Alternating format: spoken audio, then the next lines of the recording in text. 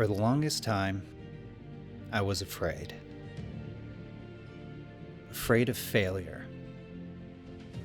Afraid of possibilities. Afraid to grow. Until I realized I just need to jump.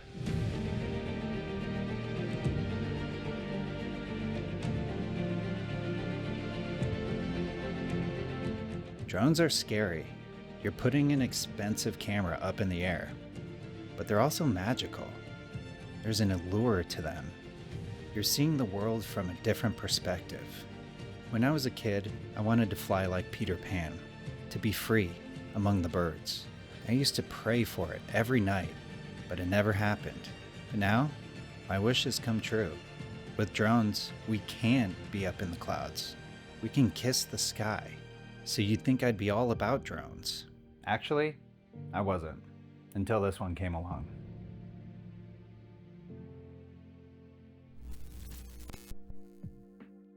I'm not really the drone guy, which surprises even me.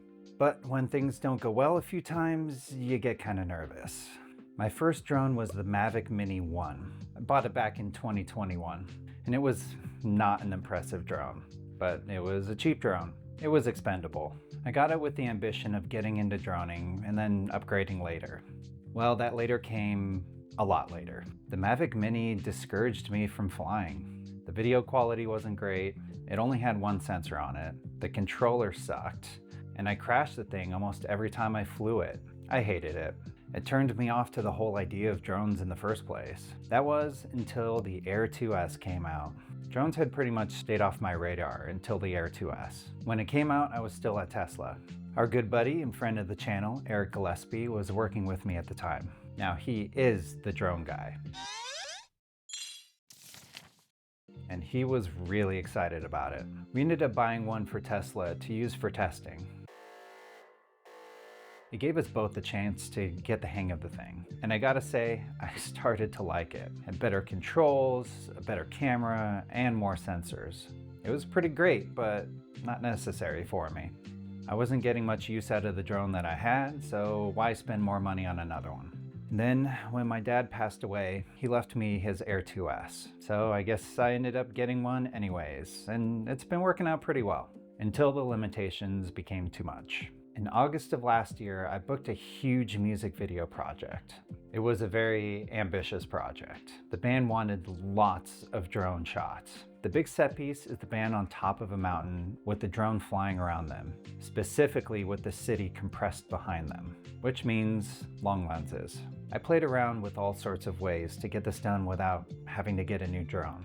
The singular wide-angle lens on the Air 2S just wasn't gonna cut it, and I needed some zoom. Enter the Mavic 4 Pro. With a 1x, 2.5x, and 6x lens built in, it was perfect. It also has enhanced flight time, better controller, D-Log, vertical shooting, higher resolution and frame rates, etc., etc. You had my curiosity, but now you have my attention. It was the right drone for the project, so I pulled the trigger, and it was an expensive decision. But this thing does some really cool stuff, and it could give me a unique edge to my work. And it's kind of been sitting on the shelf ever since. So here I am, figuring this thing out. The Mavic 4 Pro is the flagship prosumer drone offering by DJI. It sports a 3-camera system including a 28mm equivalent, 70mm equivalent, and 168mm equivalent. The 28mm camera is a 6K sensor, while the 70mm and the 168mm are 4K. The 28mm sensor claims up to 16 stops of dynamic range, which is wild. The 70mm claims 14 stops and the 168mm claims 13 stops, which is still very impressive. The gimbal can rotate to shoot vertically, which is great in theory, less so in reality. It's a hefty drone compared to the others that I'm used to.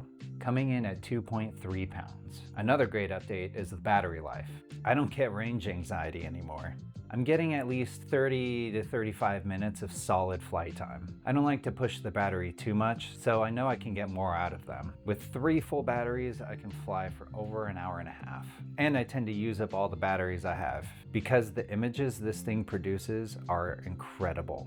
One of the biggest issues I've had with drones in the past has been the image. My first drone was 2.5K, 8-bit max, and it was pretty bad.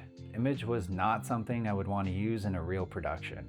It wasn't until the Air 2S that I got a usable image. It's got a 5K 10-bit image with a log profile, making it a lot easier to match my main cameras. Then the Mavic 4 came along. When I looked at the specs, I feel like I was looking at a high-end cinema camera. 100 megapixels, Hasselblad lens, 16 plus stops of dynamic range. It's like an ARRI with propellers. So, of course, I had to test this out. And what better way than to put it side by side with my C50. And to be honest, they are shockingly similar. I'm kind of blown away by it. The main difference comes down to the sensor size, which means more depth of field and less light intake at the same aperture. But it's not like I'm doing portraits with this thing. It's always going to be very far away from its subject. So, as long as they match, I'm good. But the camera is only half the drone. What is it like to fly? Honestly, it's a dream to fly. With the 6 low-light sensors and forward-facing LiDAR, I'm not stressing about running into things. The weight and power of the motors makes it super stable, even in strong winds. I'm not worried about it getting taken away by the slightest breeze. The drone is quick too. I was able to keep up with my uncle's boat pretty easily. Overall, I don't get anxiety when I put this drone up in the air, and that's half of the experience.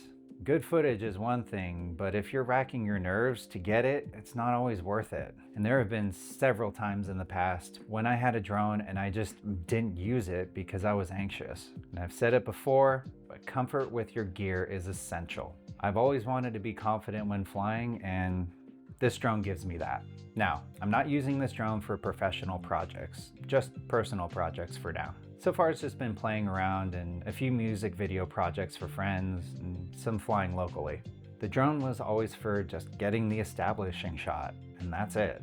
It's the helicopter shot that was once only reserved for Hollywood. So what else do I need a drone for?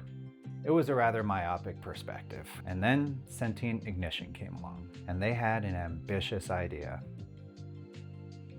I can't show too much because the project's not released yet, but using the drone as an A camera was not something I had ever thought of. It got me inspired. Then my good buddies in Cyborg Octopus reached out. They were inspired by the Sentient Ignition video, so we put a project together. It was one of the easiest shoots of my life, and it's making me look at this tool in an entirely different light. It's inspiring me to go and create, and that's a first for me with drones. So, I'm not afraid anymore. I'm inspired. I want to fly. And this drone gives me that drive to go out and make cool shit. With a camera system that rivals my C50 and a sensor array that keeps me safe, it gives me a perspective I've always dreamed of. Now the question is, what do I do next?